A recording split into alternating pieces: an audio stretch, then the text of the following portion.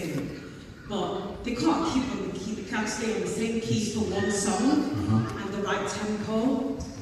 I'm just hoping that you can give me some tips to help them out. And then the second question is, how can you sing for a long time without losing your voice? Obviously, it probably has to do with techniques and stuff, but hoping that you can just say some things that will be helpful. Okay, two things. First thing was, how do we have somebody who has the passion to do music, but they can't stay on their notes, or they can't keep the rhythm? Well, I think one of the ways that we help them is to make sure this is what they're supposed to do. Meaning that should you really be singing? Because sometimes there are people who have passion for music that will be better to help facilitate your office, to help facilitate your movement, to help facilitate administratively, and they get to still work inside the arts versus trying to make a singer out of someone who's not a singer. This is the deal. If they have potential to sing, it's one thing. But if they don't have the potential to sing, they just have the passion to sing, it's another. Because it serves a disadvantage for people who do sing. Does that make sense? So I would say find out if they have potential. If they have potential to sing, then we work on that. But if it's more passion and less potential, they do have potential. Okay. They do have potential. They're like a rough diamond, basically, and you just need to help them out. Yeah. You probably, what I tell people who have the potential is, and they have the potential, they're just not as fast as everyone. And you have to actually make like recordings of rehearsals and make them study throughout the week. And then they come back and they're a little bit prepared, but they can't do it in rehearsal and pick it back up the next rehearsal. They need to work. So a lot of times I tell people, you don't catch on as fast as everybody else, so that means you have to work a little bit more just to be where everyone else is. So I would suggest you take separate time out with them so that when they come to the mass group, they're a little bit better. It's going to require some more individual time as opposed to group time. And then that helps them be better prepared to work with the group. It may, if it's not you or someone, just to develop it. And always make them have a recorder. Just tell them to do it. And there's a thing that when you have potential, the more you work on potential, the more potential grows. But if you don't work on potential, it doesn't grow. You understand what I'm saying? So you have to work a little bit harder. And all of a sudden, potential turns into, whoa, I didn't know you had all of that. But you have to work potential. It just, if it's potential and you don't work it, it just stays there. They could be. But the more they work it, they are. That makes sense? And the next question was, how do you not lose your voice? Lose your voice. Well, do you lose your voice? I do. What part do you sing? I sing alto. You sing alto? But I used to sing soprano, but after, over the years, it just seems like my high range just keeps coming lower and lower. The reason why your high range came down is you shouldn't sing soprano. You should lead there, but not sing in the background there. I can listen to the color of your voice and tell you're not a soprano. You are really actually a contralto. You should sing tenor, and you will have all of your range. You should. A lot of times when we have range in leading, does not mean we sing in the same place in background vocals. And a lot of times people, because they have a higher singing range, people automatically think, oh, you got those notes, you can sing in the background. But that will bring it down because it's out of your range. You should be able to comfortably sing soprano, not work to sing soprano. Do you know what I'm saying? So I tell you, based on your speaking voice, you should sing contralto, and your upper range will be better. But if you sit at your peak over and over and over, you're going to be hoarse. That's what's happening with you. It's just singing outside your range in the background. Lead, you should have your notes. That's okay? Cool. Yeah. Lots of water. Lots of water. Like a whole lot. Daily. All right.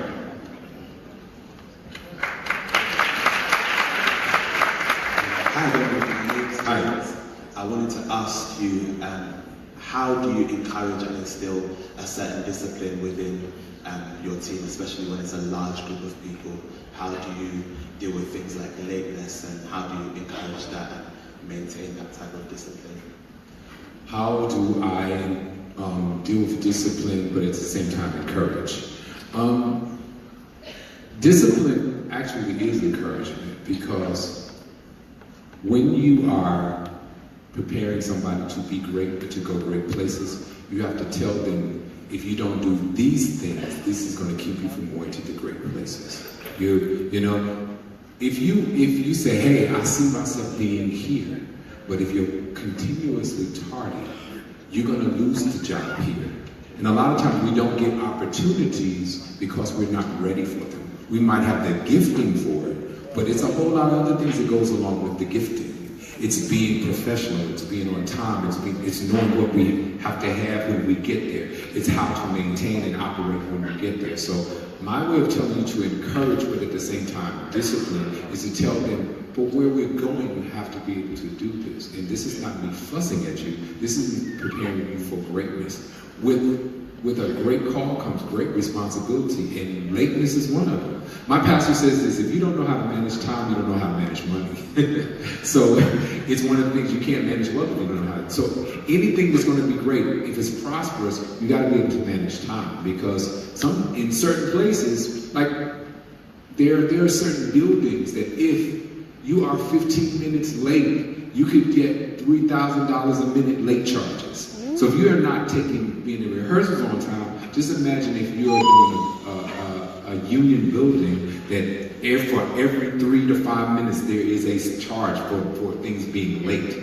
That's the kind of discipline you have to start when it's not like that, so that when they get there, they will understand the really, really power of being disciplined for being late or anything, any kind of discipline. Disciplining their voice, getting them out of sleep. Like I tell my singers, when we go to sessions, sometimes I say, you guys, we're going to be working all week. Don't come to me tired. I can't do anything with you tired. I've flown you in, we're going to do a session, and then you come to me tired and say, oh, I sang all day yesterday and I don't have any voice. That does nothing for me after I've flown you in and we're here at a studio.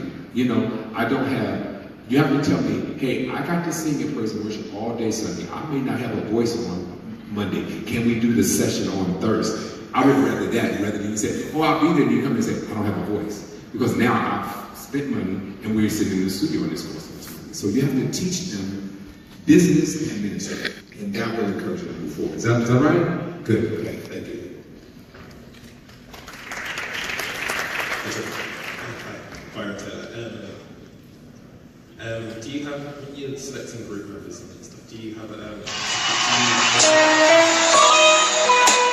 example, watch a singer and think, this is what I'm really, this is what I want. And if that's what you see as at the front, do you and you select them afterwards, do you ever think, oh maybe it was a bad decision based on what they can and can't do? If they can blend with the group members, if they can do this or do that. What's your standard of your bar? You know, I've never been one to just do auditions. I like to know the talent level, but I also like to know the personality. Because I create family with my music team. So it's not just about having another great singer, it's about all of us being able to connect and flow with each other and create a certain kind of bond. Because whether you believe it or not, the more bond you connect spiritually, the better you sing. So it's the great voice, but it's also, is this the right personality to work with us? So when I pick singers, most of the people that I've worked with, we've known each other, we know some of the same people who say, oh, I know that this person will fit. It's a voice quality, but it's also a personality quality that flows with the way I like to do things. So that's always been my choice. When it's a certain sound that I want in sopranos, there's a certain sound I want in altos, there's a certain sound I want in tenors. I make sure that those voices can work together, but also that those personalities can work together. Because if you got to go a lot on the road a lot, and everybody got to be around each other a lot, you know, if it's the wrong person, you're going to get on somebody's nerves, and it's just not going to work right. So I really try to make sure it's just personality and the vocal. And I think that's important for everybody. Don't just put anybody in your choir just because they can sing. Put them in there because they can sing and they blend with your group. And on the flip side of that, this is another side of that, as a leader, make sure that the person that's coming in there is an assignment sometimes. Because everybody that comes to you to sing is not just coming there to sing. Sometimes it's an assignment sent to you, and they're sent for you to help them.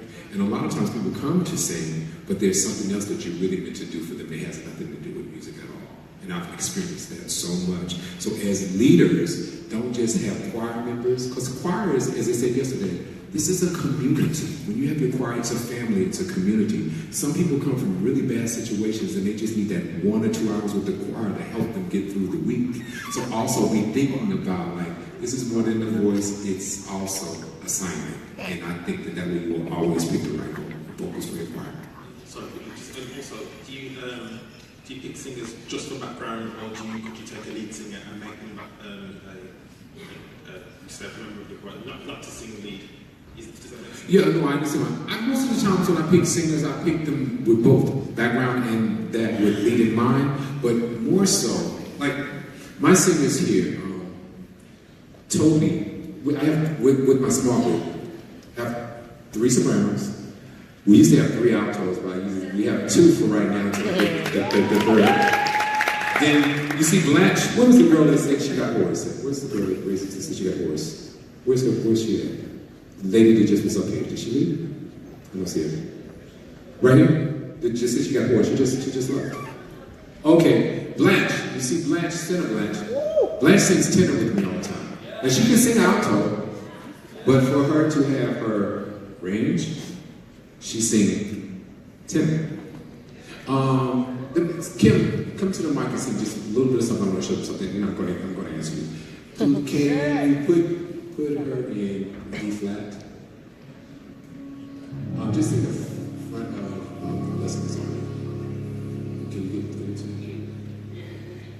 The Lord has made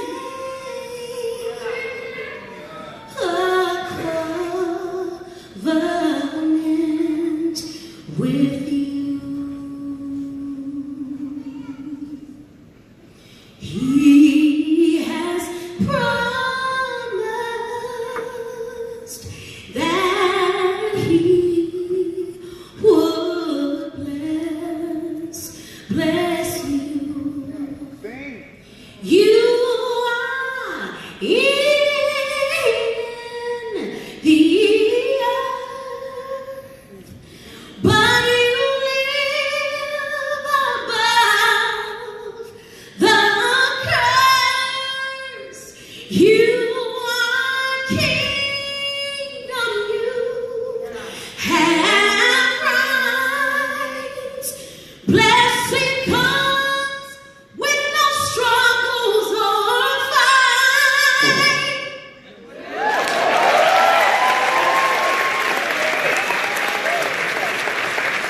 Now you hear her color, right? A lot of people would put her in soprano, but she's not soprano. She's an alto. She's an alto. She has some range, but if I set her over there, she wouldn't have that because she would be sitting at the top of her voice the whole entire time. Now, what I was getting ready to tell you, this is the Donna Lawrence recipe. I have two types of sopranos. I have Toby and her sister Tanya. Then we have Dawn. Dawn sings first. She has a very bright voice, pointed and bright. Toby and Tommy, they have the middle and the weight. For me, it's like a Leslie. Leslie has a top end and a low end. Toby and them in the sopranos is the low end. Dawn is the high end. Over here, Kim is the high end of the altos. Anita Wilson used to be the low end of the altos. Blanche, believe it or not, Blanche and Dante are the low end of the tenors. Mike and Floyd are the high end. When I put that rotary together, it gives me highs and lows. That's the Donna Lawrence magic for singing song. So that's my personal recipe. Take it and use it. Everybody always asks me. That's how I get the sound. Now we don't have them all here today, but that's my rhythm of putting it together. It's not just the voices. It's weight here and high there. So when we get ready to do flip things in head, the sopranos will look at Dawn and say, you take the lead. She takes the lead and they undergird her. And when they come down with bigness, Dawn goes, look back at them, y'all take it, I got the point. And that's what happens with all of them. That's how we work it together. Good? All right. There you go. Very wise. Hi. Hi, my question is, so you know when you have a team and you have a congregation who maybe is a bit difficult to encourage to worship with you, and then maybe you have a team that's getting a bit fed up of that, how do you help to build your team and push your team to the next level? They're getting fed up because the congregation is not responding to them. Is that what you're saying? Or just like, you know, when you're pushing so hard and pushing and the congregation is still a bit... They're not feeling it. They don't move the same way. Yeah. Well, you know what? I think that, and just so you understand what she's asking, she's saying if you have a team that works really, really, really hard and they don't, it seems like they're not resonating with the audience. I think that's what you're saying, correct? And after a while, you just push and push and push and push and push, and it's still not resonating, the team tends to feel like, it's not working, I'm losing my passion. You know what? You can't always let what happens here be affected by what happens there. You can't let that lead it. Now, I'm going to give it to you spiritually, I'm going to give it to you from a professional musician side. I always tell my singers, don't let the audience lead you, you lead them. If you let the audience lead you, you will start doing everything to make the move, and before you know it, when you look back, you'll look crazy. You'll look like, I've rolled on the floor, they didn't do anything. I jumped on my head, they didn't do anything. And you're a little more polite over here, but in the U.S., when people come to get the house, is what we call it, they will do everything they can, and then sometimes you just don't get the house, and so you will just pull out everything you know. So my main thing is this: find the heart of the song, find the heart of the message. Don't think about push, but think about connecting with the lyric, like really connecting with the lyric. Take some time out and study the lyric with your singers. Let them just sing it from there. And honestly, what comes from the heart is always going to reach the heart. People may not stand on their hands, they might not even respond back, but that does not mean that they're not moved and they're not touched. So don't look at reaction to validate what God has given you. That's really what I'm working on. Don't look at reaction.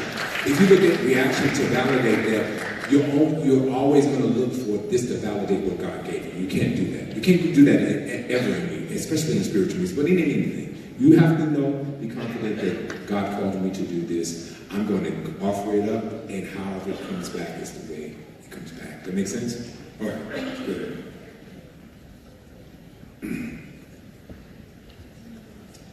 Hi. This is a question about technique.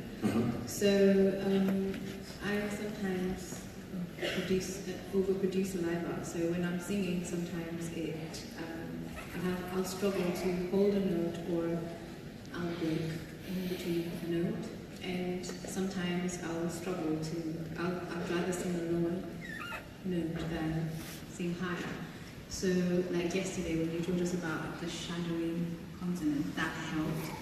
Would there any other things that you could let me know or teach us that would help with you overproducing saliva when you're singing it chokes you, or? Yeah, sometimes I'll sing I'll get a sharp note rather than it being nice and smooth. Sometimes in the middle of a note I'll break, or I'll start feeling like I want to break, so I'll have to stop singing to cough. Oh, I see what you're saying. Do you vocalize through the week? Do you train through the week at all? Tell the truth. Just say yeah, no. Say yeah, no. It's okay. No, that's your problem. You know, it's really different. Sometimes genetically, the way some of us are made up. Some people's voice, they can wake up and go, and it's no problem. And some people, they have to go like, okay, I gotta wake up, I got to train. And what happens sometimes is, if you haven't been singing in a while, and you get ready to sing something that's requiring a lot of work, you're gonna start choking a little bit, start coughing a little bit, going, something's happening. It's because you haven't awakened the muscle. There are some people that can go to the gym and not go for 4 months and come back and snap back just like that in 3 sessions. There's some people who have to stay in the gym all the time.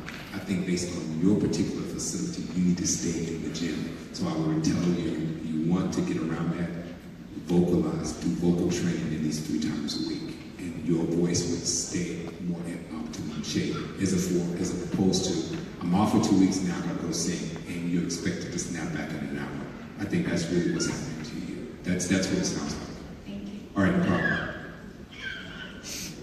Hi, Don. Hi. I have a question about 12 too. I'll make it real short. Okay. The first one is This is my soprano, right? Actually, we'll probably find out after the second question. Okay. You sound pretty good over there yesterday, so I think we're good. Well, go ahead. I hope so. My question is really for leaders who are so talented and end up in a position of leadership through whether it's directing the choir or leading praise and worship. However, they have not had any formal training, and obviously knowing that, you know, if you have access to that formal training, it empowers your skill set. And there's a lot of resources out there that you can tap into, but it's really an overwhelming world when you don't know where to start. And I just wanted to get some pointers at what would be a great starting point to sharpen and kind of empower yourself as a talented person in leadership, to empower yourself. Because I find it real neat going, right, I think you need to put that one in B flat, and I'm going, right, pink that thing until you find it, type of thing. So kind of those kind of things, you know, what could you do to refine your skill set? So more so to learn music a little bit better, so you can speak, so that you know kind of where you are with certain things that you want. The one thing I would tell you to do is just so she wants to know as a leader, she wants to know how can she kind of sharpen her music skills. It's like more music education, you know, a little bit, because I don't play, but I want to at least know the spectrum of it. I would tell you to take a theory class. Music theory will really help sharpen your ear, because there's going to be ear training there, but it can give you a little knowledge of the keyboard, so at least you can say, this is the key I'm in. And sometimes the more you do it, you can also say, this is the first chord, or this is the second chord. You might not play it, but you can call them the name. There are people that I work with, some of my musicians, where I call them and we talk through a song just on the phone. Not me showing or not them showing. I might say, hey, it's in G, and you need to go 2, 3, 2, 3, or 2, 2, 6, 3, 5, 1, and they will know what I'm doing. You can learn that in theory, not have to be at the keyboard. So that would help you when it comes to your music spectrum and having some kind of knowledge. I think all of us should have some kind of knowledge of the keyboard, just so you're not stuck, you know, and you don't know what key you're in. So I would say that's one thing. Yeah, a second. Yes, sir.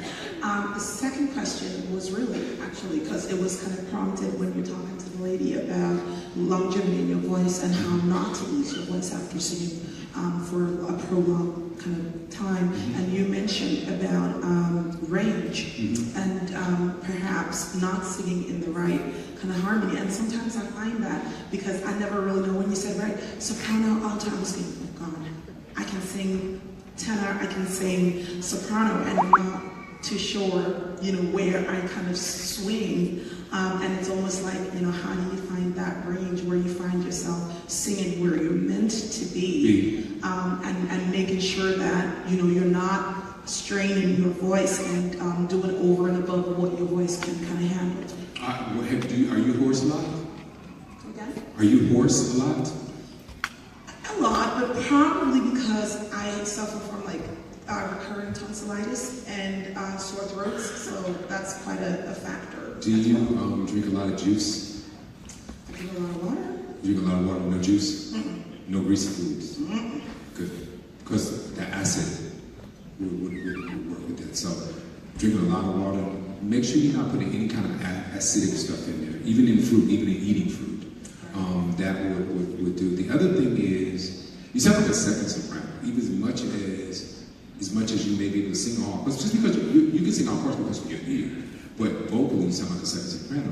But what I noticed yesterday, this is just my ears because I pick up a lot of stuff, you have found a good placement for your voice to where you find a great middle voice that's loud. So you can push, but you know how to still project that middle voice. Long as you can stay there and work that, that's going to keep a lot of weight off the chords, and you're not going to get hoarse. Because you're going to be in that middle, but you've learned how to project that middle really, really good. I would say that, and every now and then pop the chest limit. If I would do that, but I would never say singing first alto will always be good for you too. Yeah, singing tenor, you could do it only because you can sing tenor. Toby can sing tenor too, and Kim can, but it's not that I would put them there. I think that either first alto or second soprano for you would be okay. And when you're in the soprano section, really make sure it's a loud middle. Not a head, just a loud middle voice. Everybody know what I mean by middle voice? It's kind of like between head and chest, and you have to vocalize there. Like for you, I would tell you to vocalize between a low E flat and a high E flat. Just continue to work through that, and just the more you do that, it will strengthen, and that will help you out a lot. A lot of us don't vocalize, and some of us should. It would strengthen the muscle. So I would definitely tell you to do that. Is all right? Good. Yes. We have one more. Is that it? You're good. All right. Did that answer some things for everybody? Mm-hmm. Can we sing a little bit? Yeah. All right. Good. So can I just start with Matthew 28 and be done with it? All right. Good. We're gonna just run through it one time, and we're all right.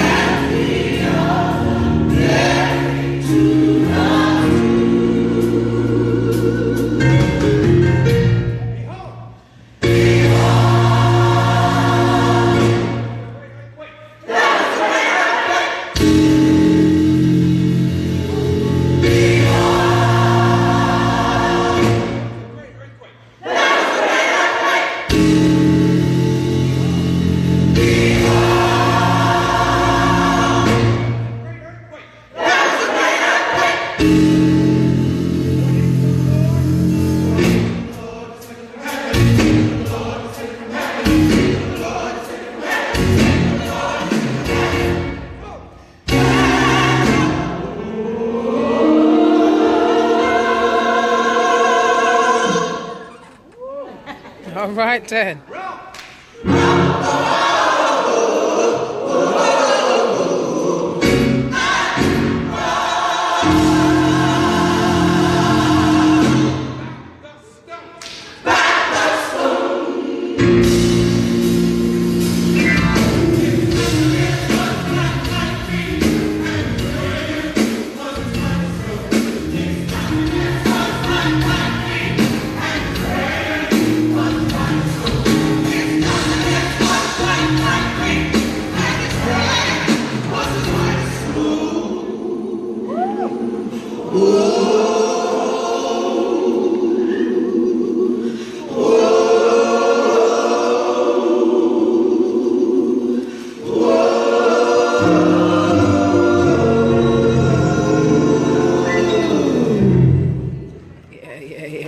And for fear of him to keep us in shape, and became as dead men.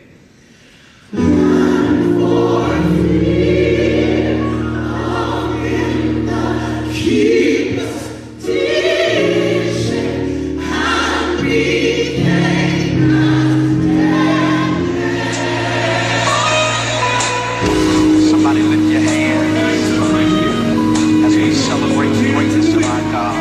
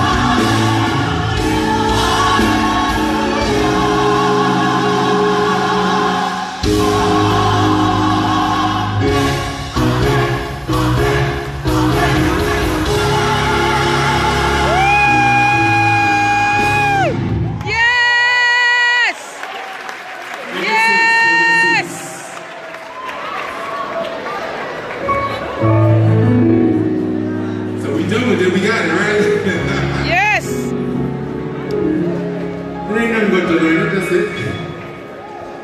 Push your singers to learn. Challenge them. Don't just do the thing that will take you only 10 minutes in rehearsal to learn. Let's get back to pushing, challenging us. Because the more we challenge us, the further we grow. Just, you know, I really want to push you guys to get back to challenging the material for them. Don't just give them anything. It's okay to learn some things that's just sing-alongs, but don't leave out this as well. I think a good balance of everything is always everything. It makes sense? Good. So catch your breath and we go to something else. Yes, I. That was good, y'all. Y'all did some good singing. Oh, y'all did some great singing. That's great. That's good. I'm really glad I decided to push me to teach you to do it and make you learn it. Because I was like, I want to see if we can get this in this short amount of time, but it sounds wonderful. You got great ears. Great ears. All right, let's run Giants real quick. Yeah.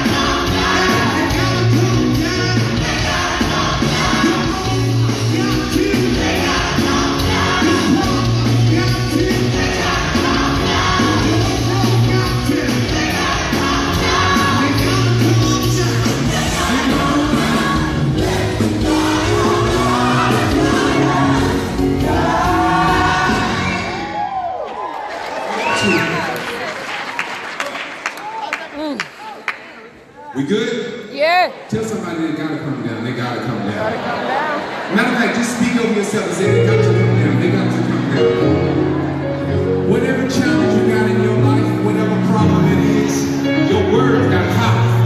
So you have to look at it and say, yeah, under my feet, challenge. Yeah, under my feet. You got to come down because the greater is in me than he that's in the world. It's under my feet. Just tell somebody it's under my feet. It's under my feet. It's great.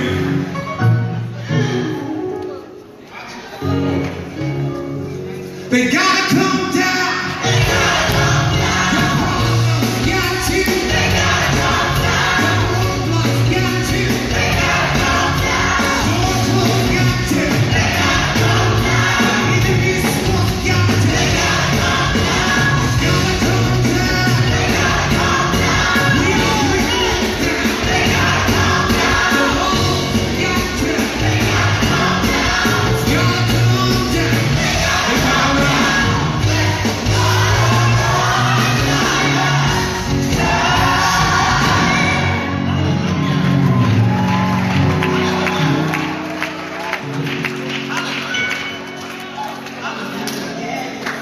Coming down.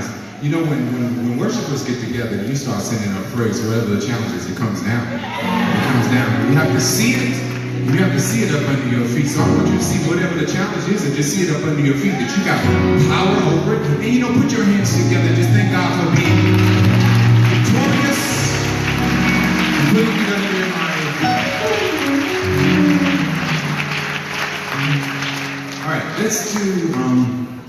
let's do Blessed Yet to Come, just that variation. Are we ready? This is the chorus. We take it out. Good? Understand? Blessed Yet to Come.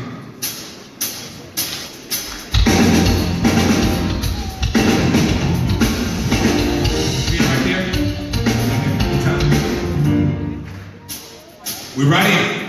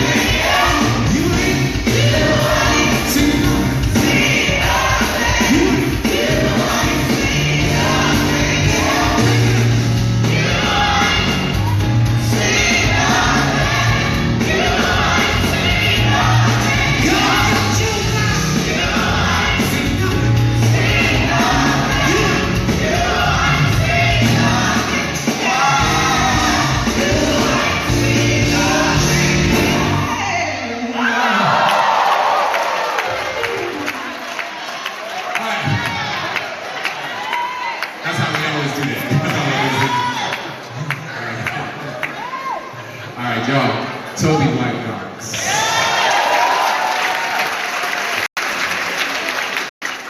Let's do Never Seen the Righteous. Can we get into that? Just remember what we did yesterday.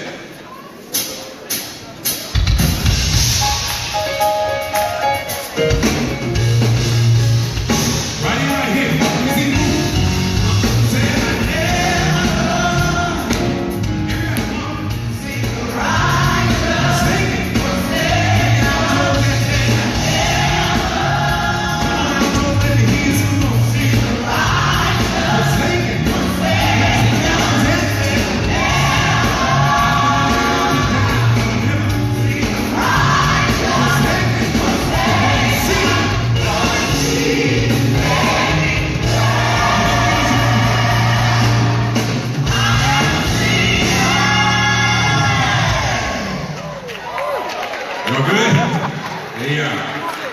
Let me see.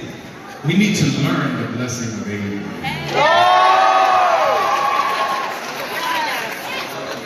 Let me ask you guys, this is my music director right here, so we got so many different edits. I keep going back trying to think about what's the edit of this particular song.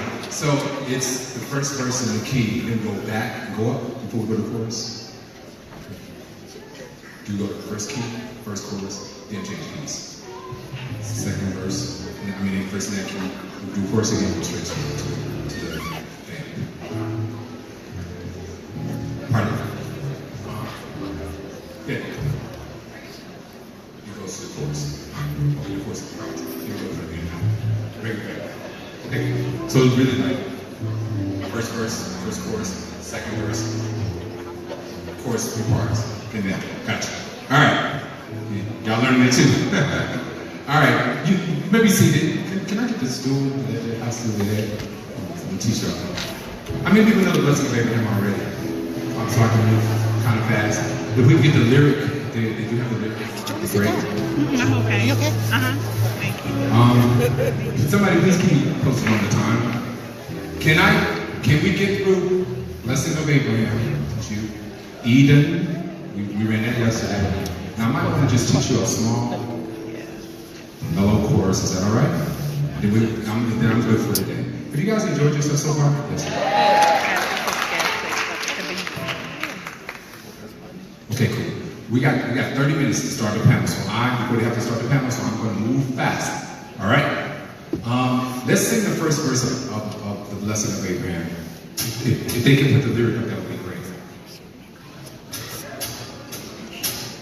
Is that? Can you guys give me that? Good.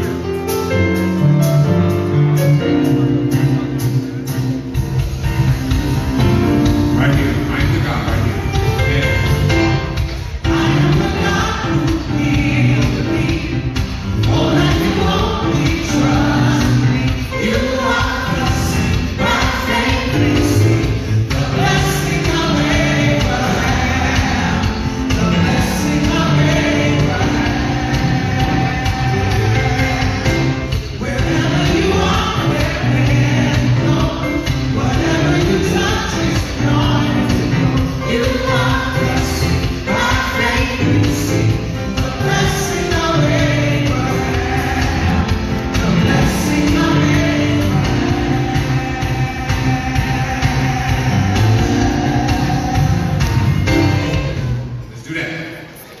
Let's do that. And here what we got. Light of Flame.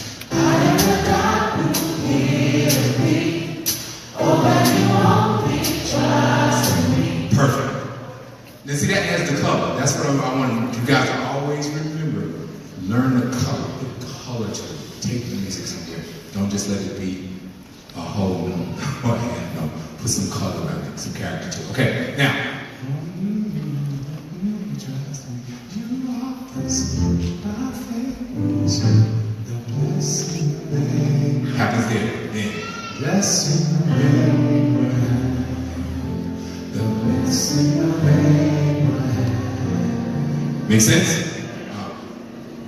You are, start there. You are the seed. 5, 6, 5, and you are the seed. My favorite seed. The blessing of Abraham. The blessing of Abraham.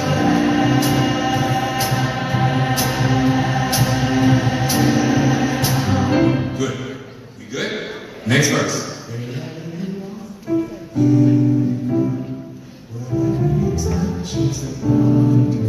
There's a funny one there. I call it a flip. Sing that verse with me. The anointed. 5, 6, top of it, wherever you are. Wherever you are, wherever you go, whatever you touch is anointed to grow. Anointed to grow. That's what's happening. Make sense? We good? Here we go. Where we are? 5, 6, 5, 6, 7. Wherever you are, wherever you go, whatever you touch is anointed to grow. Perfect. That has color for me. I'm always smile when you do that because it's wonderful to get 500 people to bend it like that. Is that right? So give yourselves a big hand. I'm going to the next section. Next section.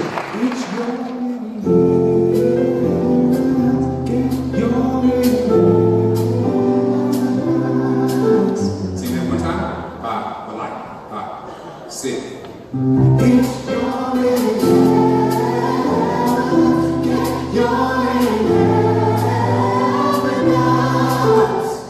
That's weird. One more time. On the it's, put an H on that. 5, 6, 5, sing one more time, y'all. It's your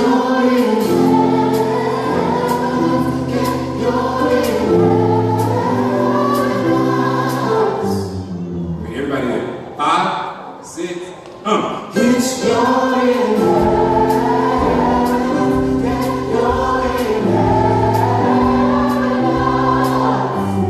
Yo, that's it. You are right there. Got it? We're going to sing the whole first and second verse in chorus.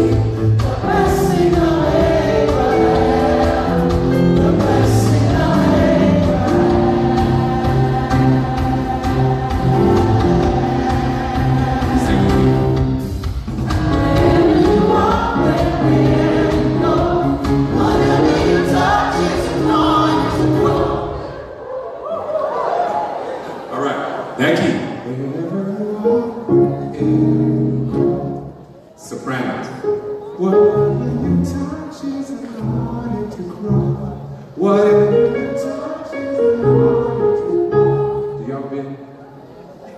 Whatever you touch is anointed to grow. Been. Whatever you touch is anointed to grow. You got it? Alto. Whatever you touch is anointed to grow. Bend. Whatever you touch is anointed to grow. It's quick. I know y'all didn't know all that was in there, but it is. Whatever you touch is anointed to grow. That's it. Okay. 2 parts, sopranos and altos. Wherever you touch, go. Whatever you touch is anointed to grow. Okay. You don't have no time though, but that's where the notes are, all right?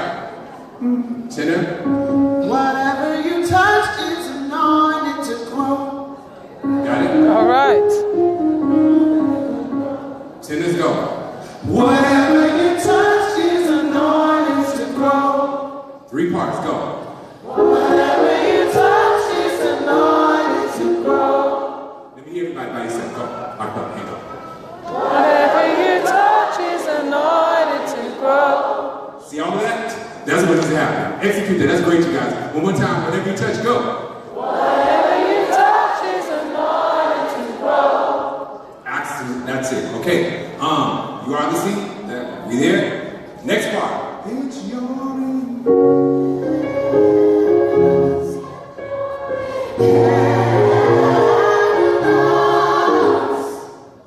Y'all ready for that? Let's start at second key. Where we go.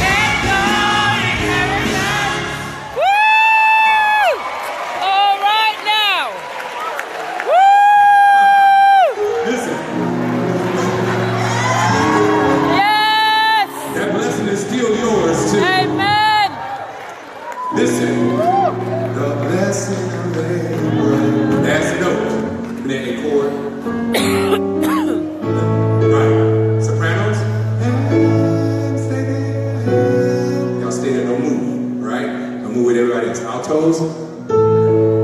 Yeah. Everybody, so this one. You are, and go. You are. You are mercy, my frequency, the blessing of Abraham, the blessing of Abraham.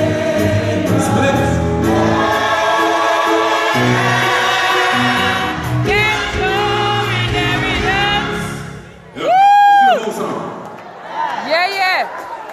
From the top. Y'all give me this energy now.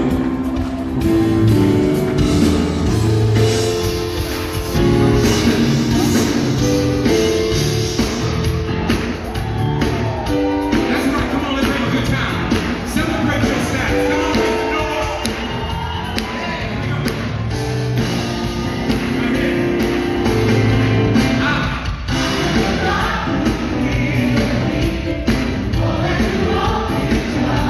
You are.